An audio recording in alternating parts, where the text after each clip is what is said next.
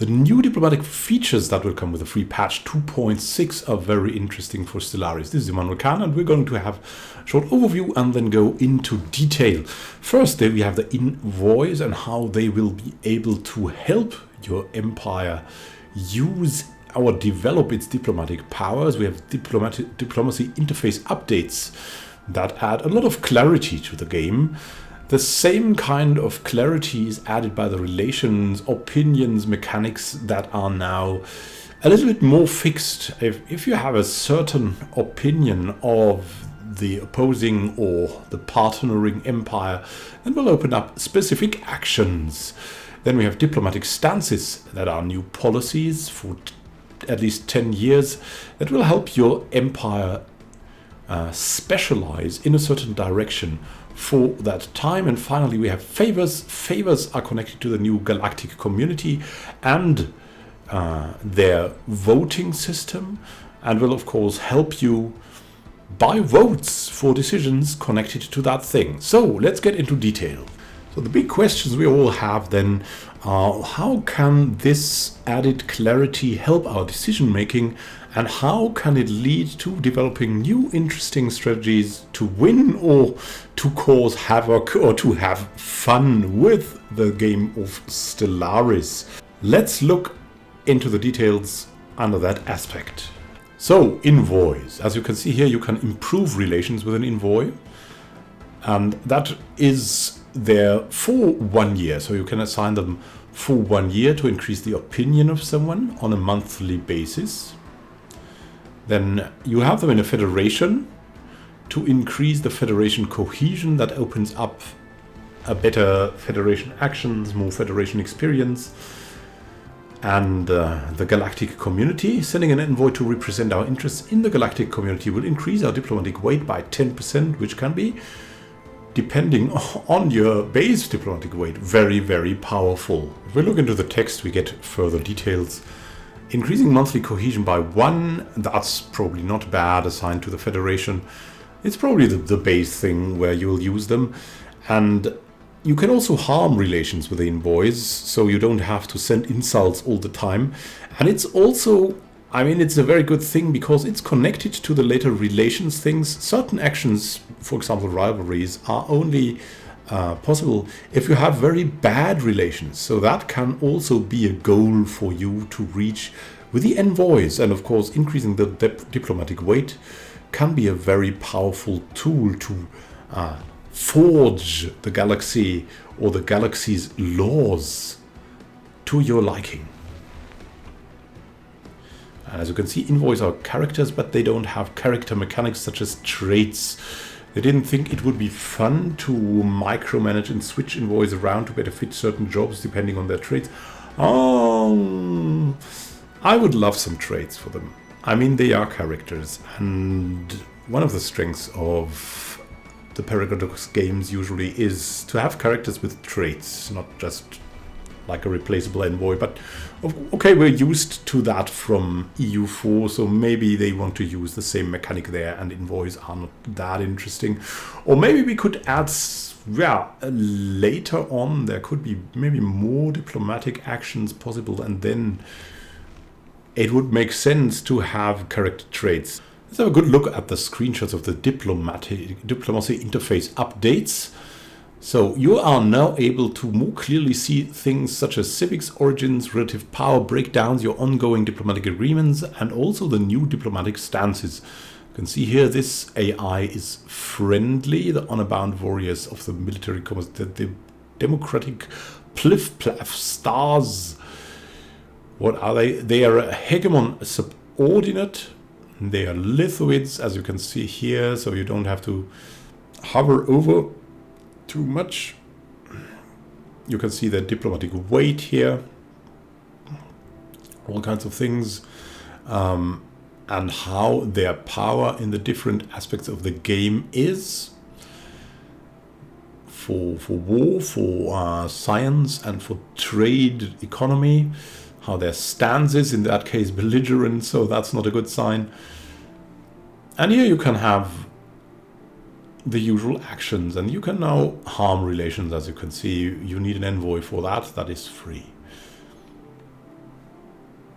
can kick them from the Federation. So in that case, they are in your Federation. You can already see the ethics and the civics and to which Federation they belong to. In that nice symbol here, you can see that too. As the Federation now has also these icons. Then you can see more clearly what the actions are. They claim it's made to not get fooled in multiplayer. So the action is declare rivalry, and then there's a description and then the effect. So this is more clearly shown what the action actually is. Demand vassalization. Here we go. We can demand that they permanently submit to us by becoming our vassal. A bit more clear on what is going on, not final text though. Yeah, so they will work on that, but probably this will be the clearer thing. I mean, I really like the flavor text, so I mean we could have that down here for more flavor, but it's probably a question of taste. So do we have good taste? We all have good taste. And what diplomatic stance do we have? Let's look at that. So let's see. There's 5 different stances that we can see here. For example, the first example is expansionist. This empire seeks to grow peacefully but has no specific diplomatic focus, which increases your colony development speed, but also the border friction by 100%, colony development speed only by 15%. Still, it is probably one of my favorite things. I like to play wide, and this is something for the start, of course. Lasts for 10 years. Then we have isolationists. Is that the opposite thing? We'll see. Empire wishes to be left alone to their own affairs. Inward perfection is calling. Sending an envoy to improve or harm relations now costs influence. So if you want to use an envoy, even if you're isolationist, it costs you something. That makes sense. It is probably a stance that is good for, well, people that don't want to be part of the Galactic Community or something like inward perfection. As you can see, it increases the administrative capacity by 15%, monthly unity by 10%, so it's quite powerful. Governing ethics attraction plus 25%, so even if you expand a lot, governing ethics attraction will keep your people at bay. Border friction, though, is even expanded by 200%, so this is a way into conflict. Influence, diplomatic influence cost and diplomatic weight are hurt very, very much. This is something for someone who is really on a confrontation with the rest of the galaxy. Then we have cooperative. This empire will attempt to find common ground and negotiate with other empires in the name of friendship. Harm relations costs something. Makes sense as this is cooperative. But the diplomatic weight you have is increased by 25%, which is probably very powerful if you have a good base diplomatic weight. Then the envoy improve relations is 50% better. And the border friction goes down by 50%. So that's something you could like go expansionist at the start and later on become cooperative when you meet some empires. You just have to do it at the right time, right? And then we have belligerent. This empire will attempt to bully weaker empires into submission to their will. What? That gives an advantage to you. Well, improving relations costs something now. 0.25 influence per month. Of course, that's not final, but we can see that the war exhaustion gain is reduced. So that's good for leading wars. Naval capacity is increased by 10%. War exhaustion gain minus 10%. And claim influence costs goes down by 10% as well. So that's not very diplomatic, even if it is a diplomatic stance, but it is just good for leading wars. And if you're really out for war, then you won't be like the respected member of the Galactic Community probably. So you'll be up against the community. Then we have supremacists. This empire demands that all will bow before them. This diplomatic stance will harm relations with all other empires in the supremacist diplomatic stance. So, supremacist where the supremacist has some extra kindling. Restrictions on the rival action are relaxed both for and against us, so you don't have to have terrible relations. improving relations costs 0.25 influence per month, as this is, of course, harming diplomacy. If you say me first, yeah, then you won't have that many friends, probably. Diplomatic weight from fleet power is increased, so even more militaristic than belligerent. War exhaustion gain minus 20%, even naval capacity plus 20%. So you have a big diplomatic weight if you have a big fleet, and you can have a big fleet. So it's crazy. And claim influence cost is minus 10%, so probably only minus 10% to not let this get out of hand, right? It is the go-to stance for any warmonger, of course, and it's probably very fun to play that way. As always, there's some extra info in the text that stances also have some effect on internal politics. Some of your factions may have certain preferences when it comes to your foreign policy. Well, the supremacists, of course, yeah, there's a connection. I see the connection. Surprisingly, I see the connection. And pacifists will probably want to be cooperative. It absolutely makes sense. When we come to relations and opinion, that more mechanical system. So, as you can see, we have now a range of diplomatic relations between two empires. As you can see, neutral is, of course, in the middle. Then we have terrible or tens. And on the positive side, we have positive and excellent. That's hard to read with a blue thing. So we have also a color code. And they do have an effect on which type of diplomatic actions are available. Diplomacy should be less fickle and more mechanical. Players should have more ability to influence what other empires' opinions are of them. So we can forge, well, at least a couple of AI empires to our liking. Overall diplomacy should feel less static and more prone to evolving over time. Well, that's something good, definitely, because normally in Stellaris at the moment, you meet an empire, they hate you, and it's going to be like that for the whole game. That's going to be it.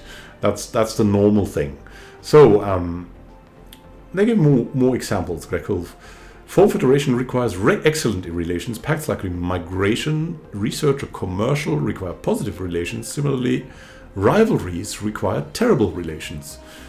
This is also the case in player-to-player diplomacy, so it's also important for multiplayer to maintain a good standing. So you have to send each other envoys. You cannot go for like these surprise, hey, they were enemies, but now they have a surprise alliance. No, that's not going to be working that quickly. But some of these restrictions can be bypassed by having an envoy to harm or improve relations. And you can see the power of the envoy here. You have opinions, xenophilia, trust. Yeah, that's 20, 150, hive mind minus 30.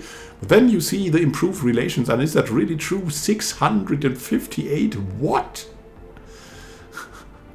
So that's the power of the envoys. So you can totally change this around. You can have friendships with empires that would usually totally despise us. If you get the chance to do it, and if they are not totally against it, you can probably make a lot of ground by using your envoys. If you want to be the best friend of that crazy hive mind next to you, probably you can if you want to invest resources in it. And then we come to the favors. Favors are, of course, also quite interesting as they are connected to the new Galactic Community mechanic. So as you can see here in the first sentence, we have two things you can use your favors for. Favors is something that you might know if you know Crusader Kings 2. You can get favors there from your vassals or from people you meet, and then you can use these favors to make them do things. And that's also the case here. So you can make people do a certain vote. You would like to have a certain vote in the Galactic Community, or it is used to influence the AI's likelihood of accepting certain diplomatic agreements. You can use your favors for that as well. As you can see here, there's just a voting going on, and you can use to influence another. You can use your favors, and each favor, for example here, for the Galactic Community, an empire can owe another empire up to 10 favors, and each favor will increase diplomatic weight by 10%. So if you want to influence them, you get 10% bonus for each favor you have. So still the base diplomatic weight is very important, but the favor is a multiplier for that. So wow, I mean, if you already have big diplomatic power, then your favors count more.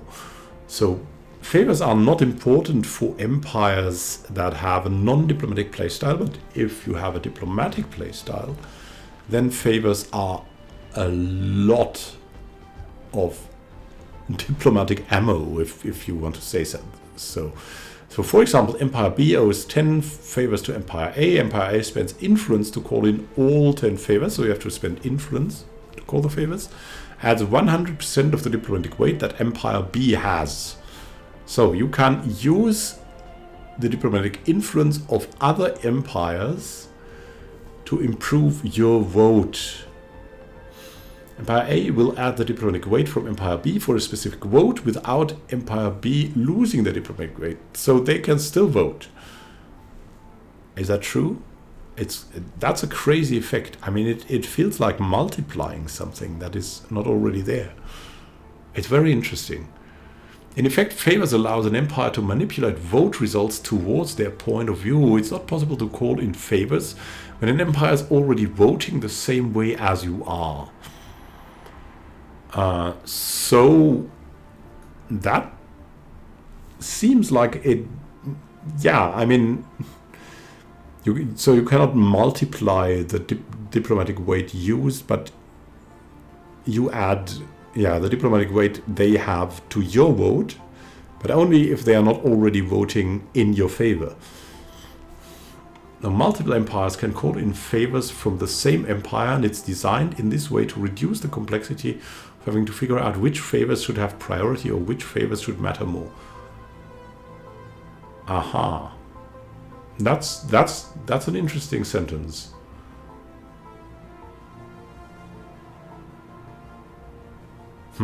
Which favors should matter more? Well, we don't know. I mean, it's probably first come, first serve, as this is the way also in Crusader Kings 2. If there's a favor called in, it's the first one who calls it in that gets the thing. And you can see here, that's the other thing, and that's going to be very important as well, especially if you want to maybe form a federation or something, or in that case a research agreement. You can invest some of your favors and influence to make them more likely to accept, as you can see here. Calling in 2 favors to form a research agreement with President Lokaric of the Haspalv. And you get, from your favors, you use 2 favors, you get plus 10. So you have a higher acceptance value. That doesn't seem too powerful, but it can be the decisive thing. I mean, if you try to bribe empires in the current patch, there was a lot of trial and error, and there was a lot of, will they accept this or not? Sometimes, it was nearly impossible to say if it would be successful. So you just had to go a little bit overboard with it, and this reduces the necessity of going too much overboard. And you can invest, of course, the favors that you maybe gave them by defending their colonies, to have an event connected to them, to have something that you've done together will probably result in favors, and that you'll be able to use to make the relations, in that case, even better. So in addition to the Galactic Community, favors can be called in to increase acceptance chance by +5 when offering certain diplomatic deals, as we discussed already. They can be gained through diplomatic trades, so you can give them something and gain favors through that, or in some cases randomly through events. even if that's called minor or something like that in the dev diary, I don't think that's minor. I think that's a really big extension of the possibilities we have to influence the game, to play more diplomatically, or to specialize your empire more in the ways of war, if you want so, right? And at the next week, which means, yeah, just right now, tomorrow they'll be back with more details on the Juggernaut and the Mega Shipyard. So from the fickle diplomacy, the interesting, the butterfly diplomacy, back to pure unforgiving metal, the Juggernaut. I'm looking forward to that as well. So have a great time until next time, and happy gaming to you. This is Immanuel signing out. See you soon, my friends, and happy gaming.